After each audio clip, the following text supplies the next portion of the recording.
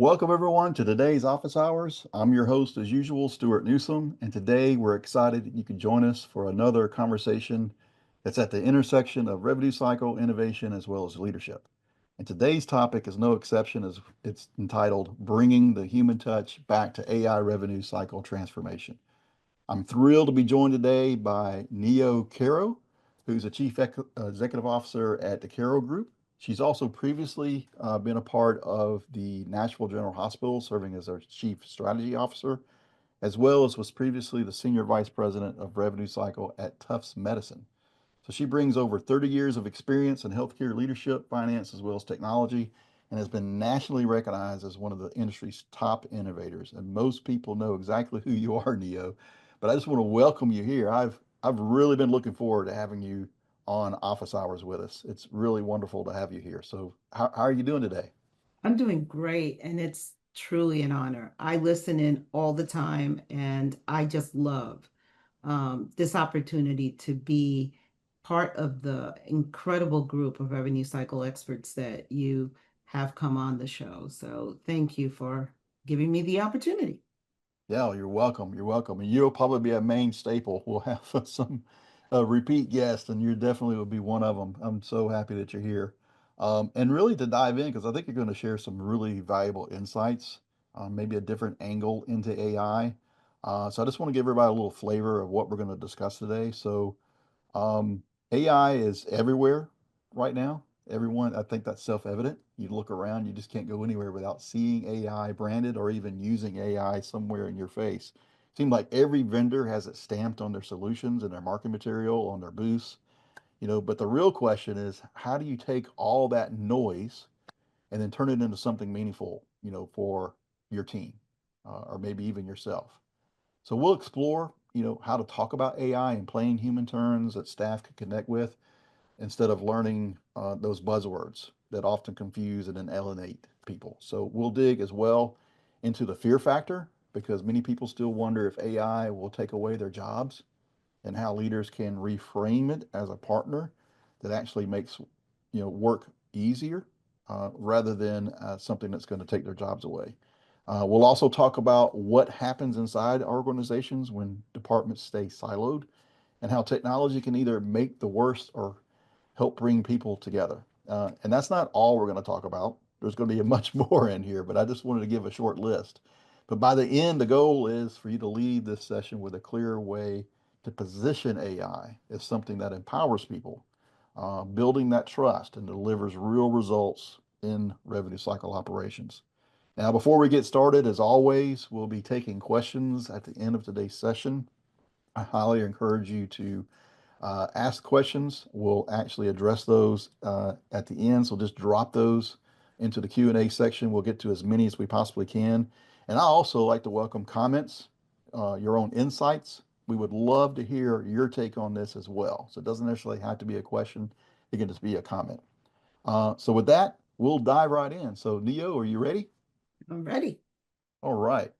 So first question I have for you is, when you walk into a room where everyone has already heard AI ad nauseum, like hundreds and hundreds of times, how do you reframe the conversation so it connects with people's real problems?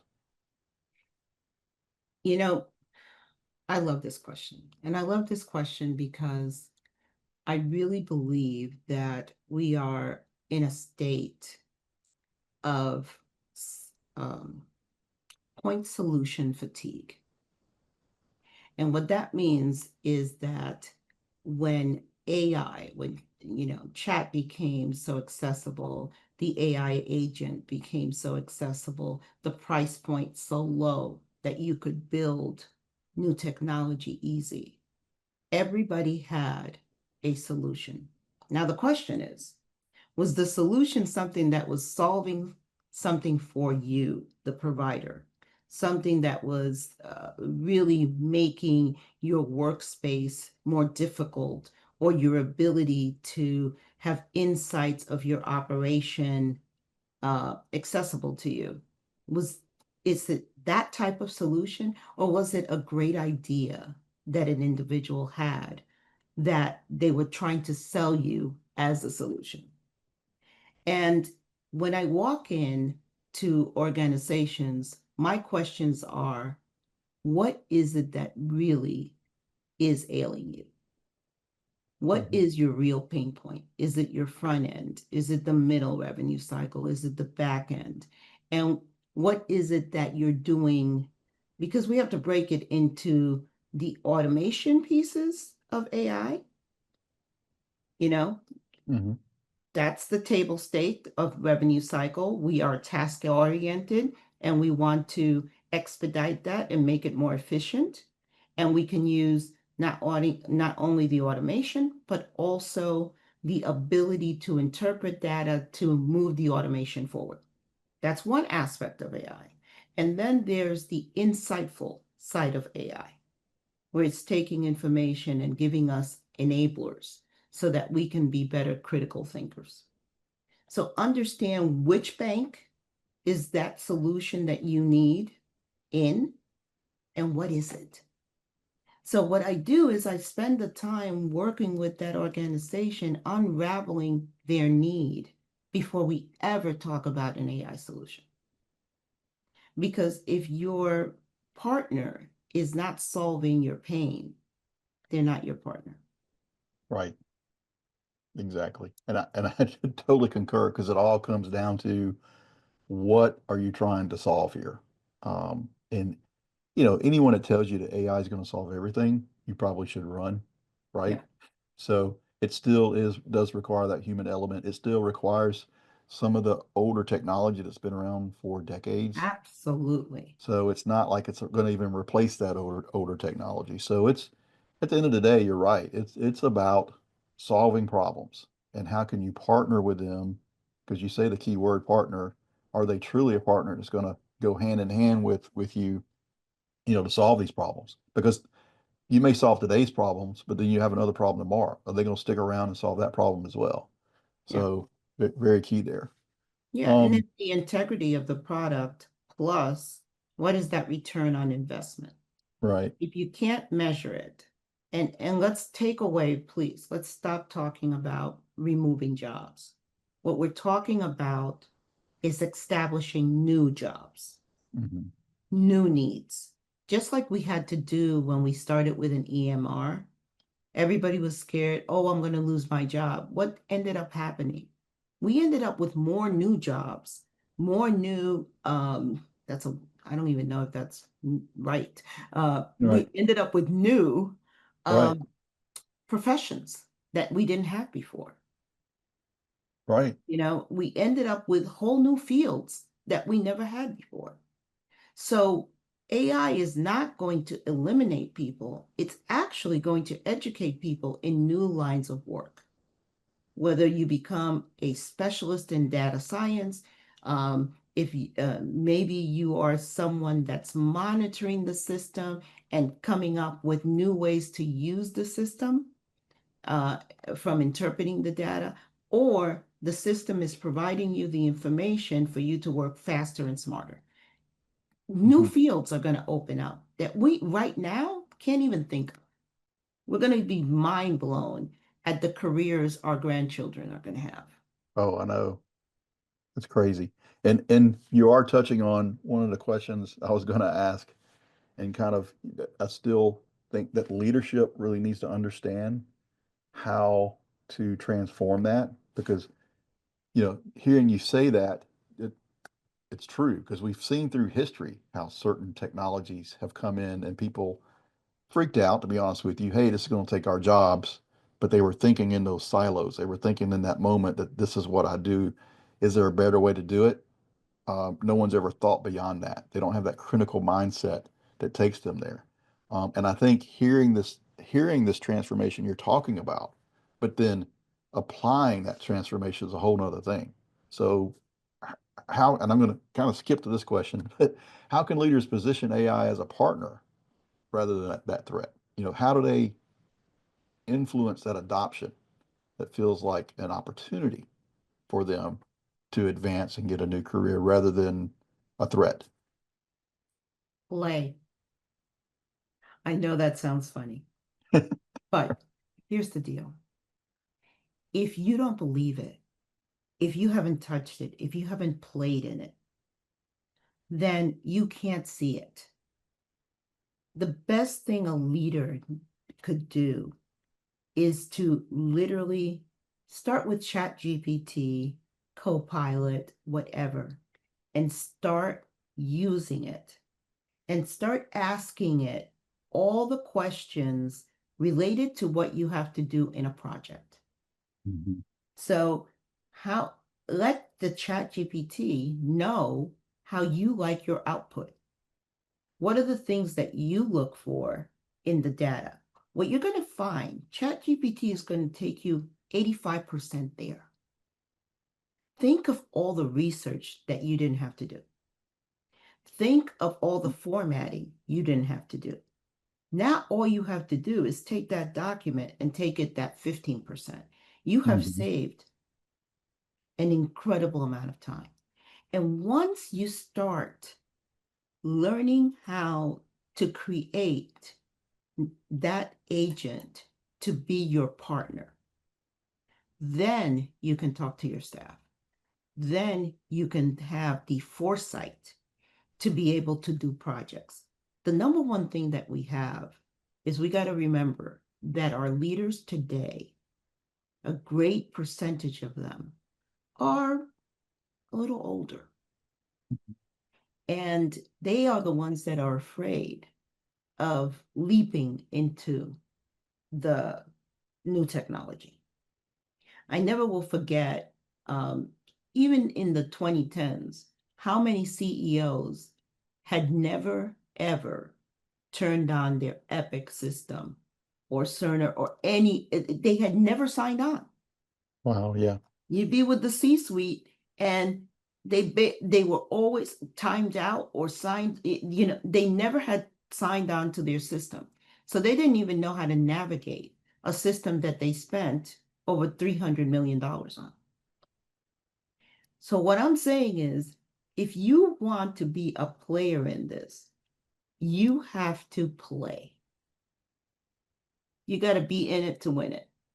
that's right. And the reality is, once you do that, then you can have the conversation with your staff and you could model the behavior and let them know that it's safe, that Right. you are not trying to replace them. What you're trying to do is bring them to a higher level of skill. And I will tell you the number one investment that has to happen for us to quickly move forward and actually get the return on investment quickly is education. Mhm. And education where the person is at. If they like video, that's the beauty of AI. You could take your PowerPoint and turn it into a video Yeah, in seconds. You don't even have to yeah. do it. You just tell it to do it and it'll do it. uh, you could take, if you're the type that, they like one-on-one, you can actually, do a Zoom, do it in person, and AI can help you all the way through.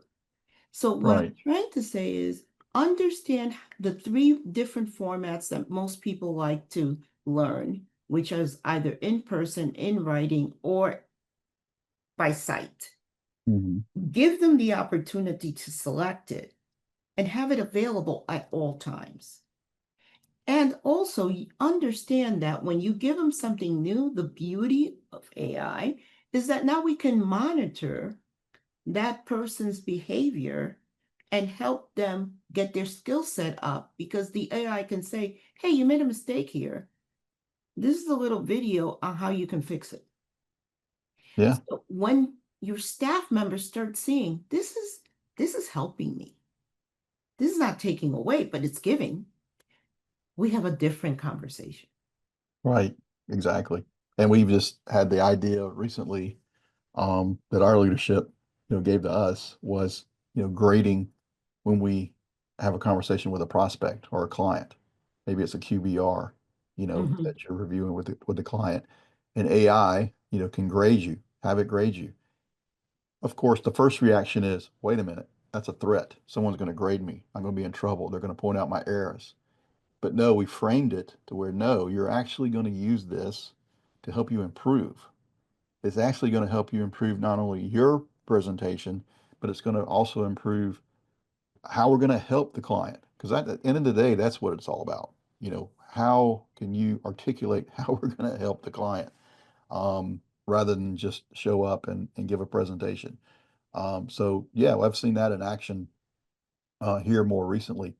And to your point, I think that adds empathy where people will follow leadership if leadership has lived it with them, if they Absolutely. understand that. And it's to your point, they have to play. And I think that builds that empathy because people don't follow leaders that aren't willing to get into the trenches with them. So exactly sound advice. That's just one of the leadership principles that I always follow. Yep. So, and kind of going back to, I guess, qualifying what is AI. Um, you know, you've been very candid about spotting what you call fluff, right, in the AI market. Um, what are the top three?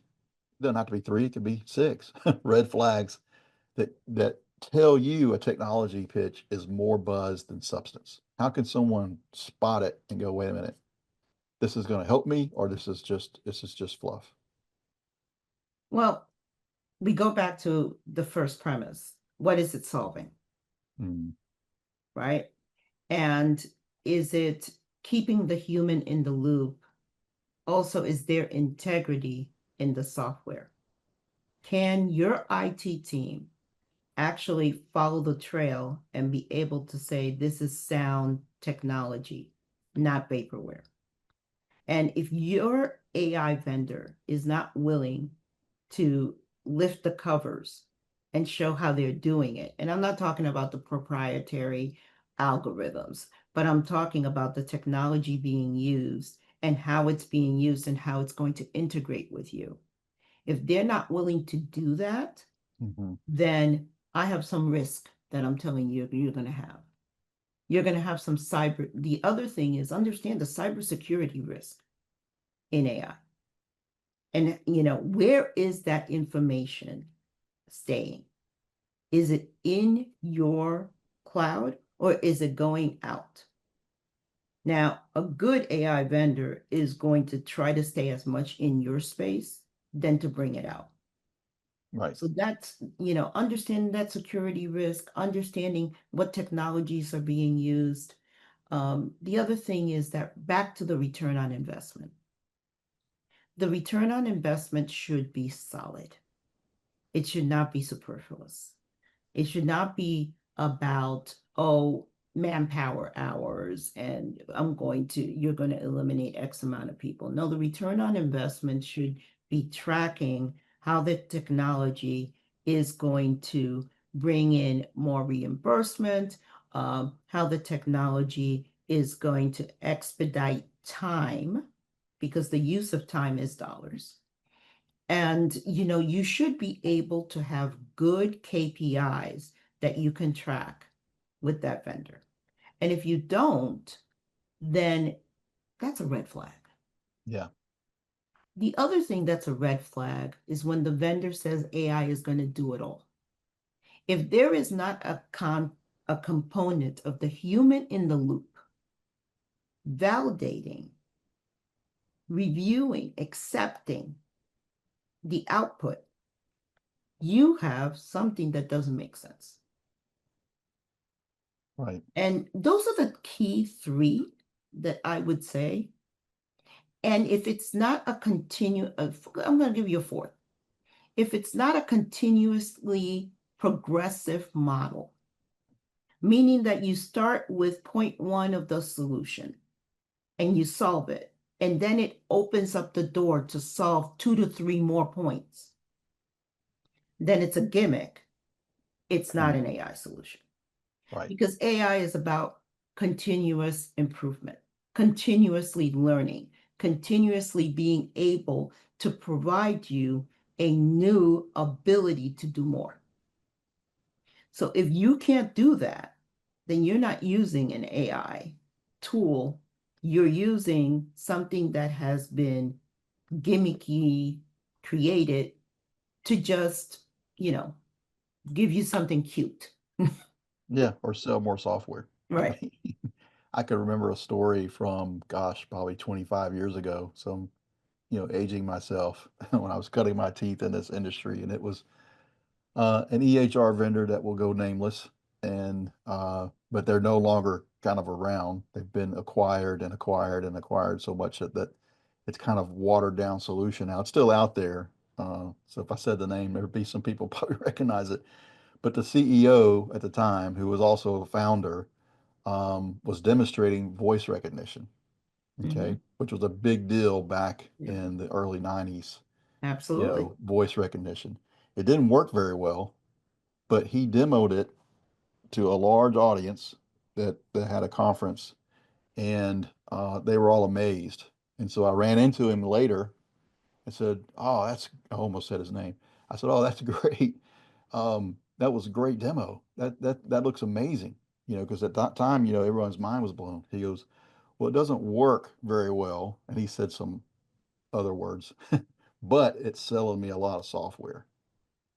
So that told me right there, it's like, oh, well, and I was confused. I was conflicted. I remember stopping and pausing and going, wait a minute, then why are you putting it out there if it doesn't really work? But his whole point was, to your point, it was a gimmick. So I kind of learned early on and that wasn't even AI. And we're talking about the early 90s. That was just Hmm. where voice recognition was just coming out. And it did have its problems back then. It's Yes, it gotten did. better. It's gotten much It better. took a very long time for that technology to be Right. solid. But when you brought that example, the first thing I thought of was Xerox. When Xerox went to market, the first thing that they did, the copier actually went on fire. But everybody overlooked that the copier went on fire. And they just were so amazed of the technology that it copied all by itself. The Yeah. fire seemed to be, they'll fix it. Don't worry about it. And what did Xerox do? They never fixed it. They really didn't fix it. What they did was they gave a fire extinguisher English. with each copier. That's amazing. So, and Yeah. and they sold. I mean, they own the market. To this day, we Hmm. say a Xerox. We don't say a copy, right? So, Right. unfortunately, those gimmicks work for a time. Hmm. But the beauty of our situation right now with AI is that it's moving so fast that the gimmicks are also dying on the vine faster. Right. Right. They are. Yeah. And they are very revealed because I think the other key is I think people need to be more educated regarding AI, and sessions like this obviously are very important. I know just 2 years ago, people just weren't very educated. They were Hmm. just, throwing whatever they can from AI and spending a lot of money. I've heard stories after stories about projects, and they've put a lot of money into it, and then they just end up scrapping it, or it just didn't end up being what they needed. 18 months. Can you imagine 18 months on a project? That's a lot of money that was spent for that. But But that's a lot of learning. That's a yes, lot of learning. If you remember the Edison project, you know, if you think about AI, it really all started with large data. How do we handle large data? right. The data science.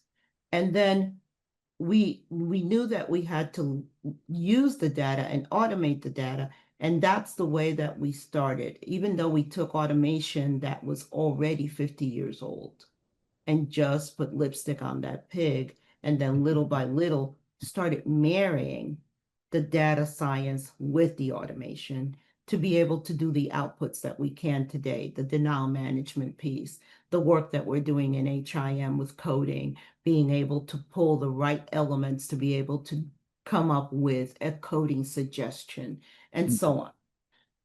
But Right. all that time is necessary to get to where we're at.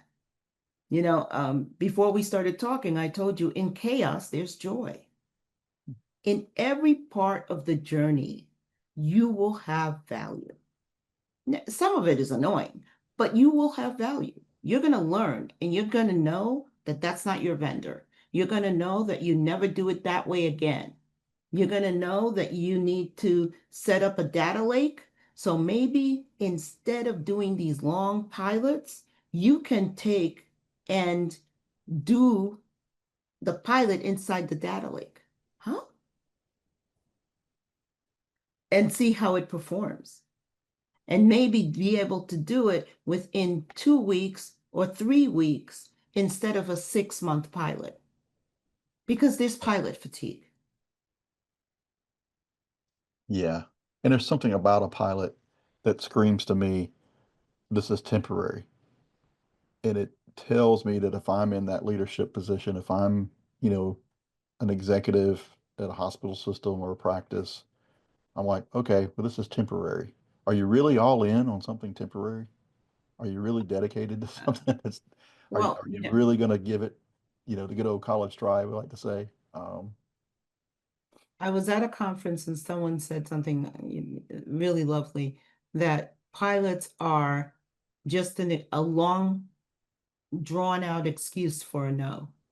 Mm, But think of all the money that's wasted in that long, drawn out excuse for a no.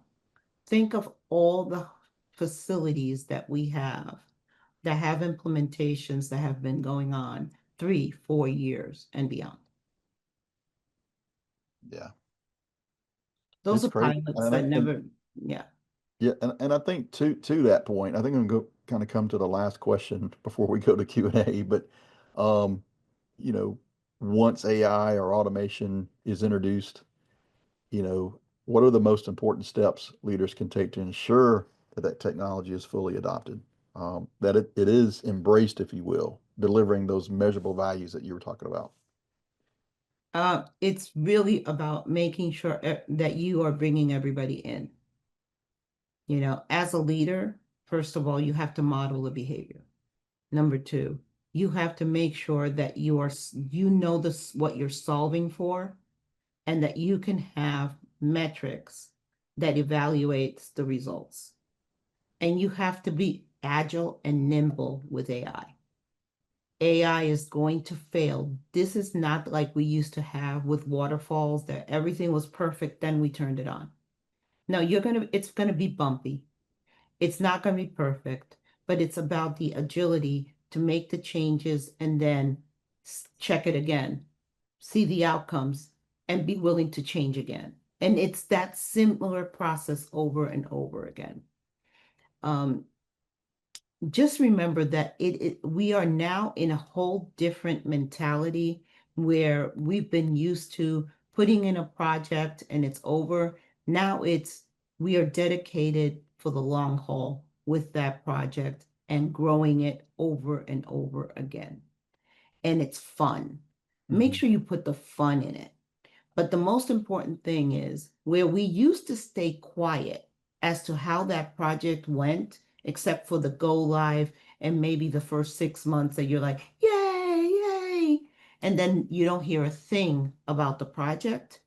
This is forever informing your team how it's going because they are instrumental to making it better.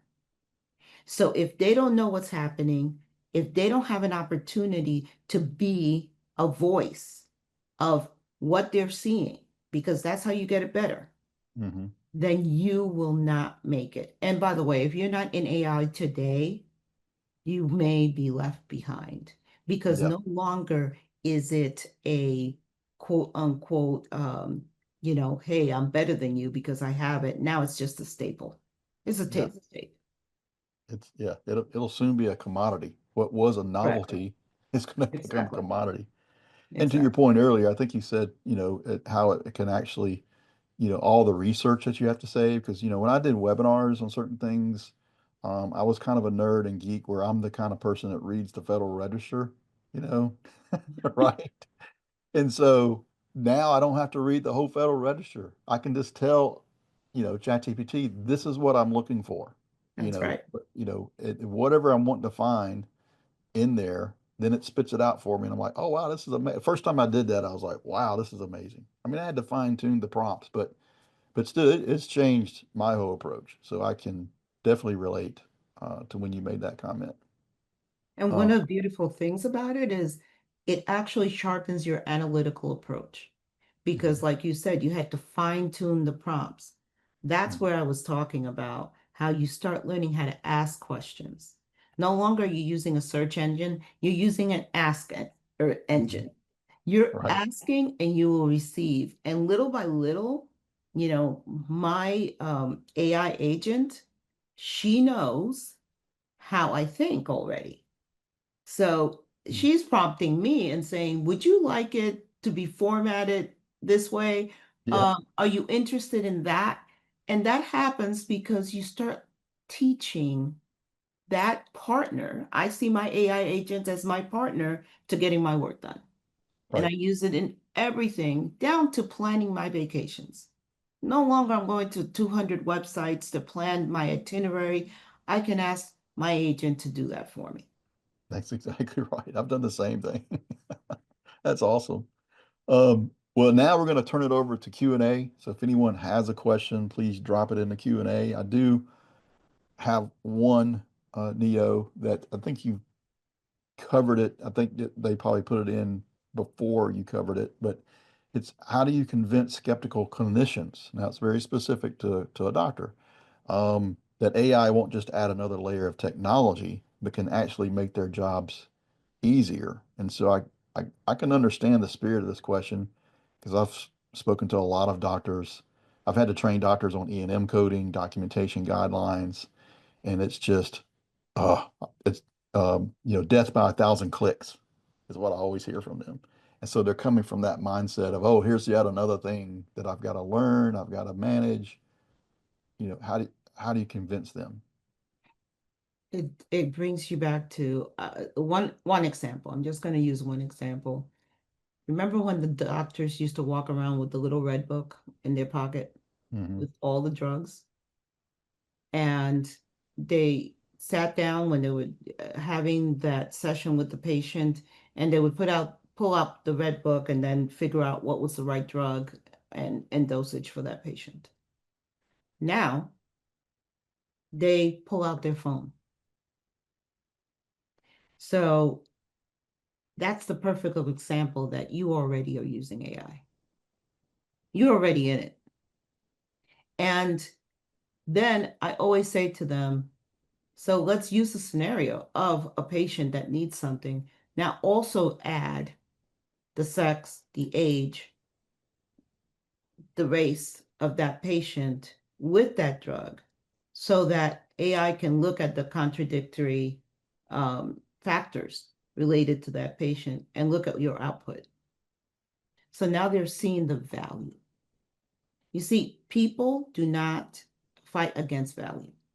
When Right. it is good for them, they can understand it. Show them the value. And there's a lot of value.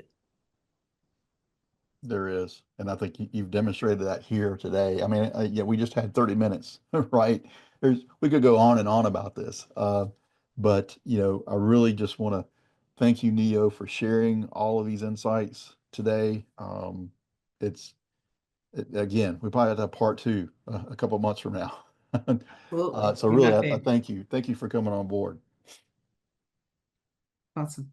Yep. And I also want to thank everyone else who joined this session of Office Hours today. We hope it was our goal, as I said earlier, that we're leaving you with some practical ways to make AI feel less like a buzzword, more like a trusted partner, as Neo said, in your organizations and in your workflows.